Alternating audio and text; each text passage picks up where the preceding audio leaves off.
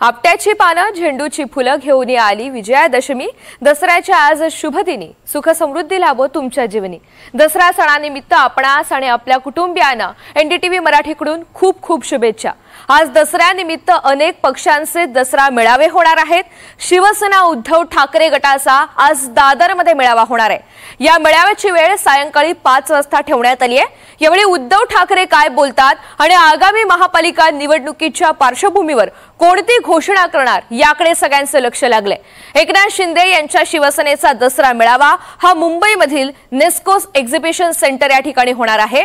या मेळाव्याची वेळ सायंकाळी 6 वाजता देण्यात आली आहे। अहिल्यानगरच्या पारनेर तालुक्यामध्ये राष्ट्रवादी काँग्रेस अजित पवार पक्षाचा पहिल्यांदाच भव्य मेळावा होणार आहे। तिकडे पंकजा मुंडे यांचा वंचितांचा शोषितांचा मेळावा म्हणून ओळखला जाणारा दसरा मेळावा यंदा 11 वर्ष पूर्ण करतोय। बीडच्या पाटोदा तालुक्यातील सावरगाव घाट या ठिकाणी भगवान भक्तिगडावर हा मेळावा दुपारी होईल।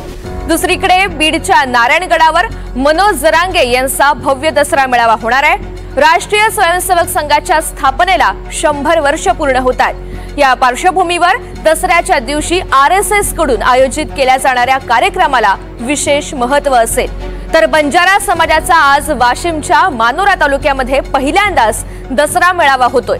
यावेळी बंजारा समाजामधील नेते, पदाधिकारी आणि कार्यकर्ते एकत्र येऊन पुढील संघर्षाची रणनीती आखणार आहेत।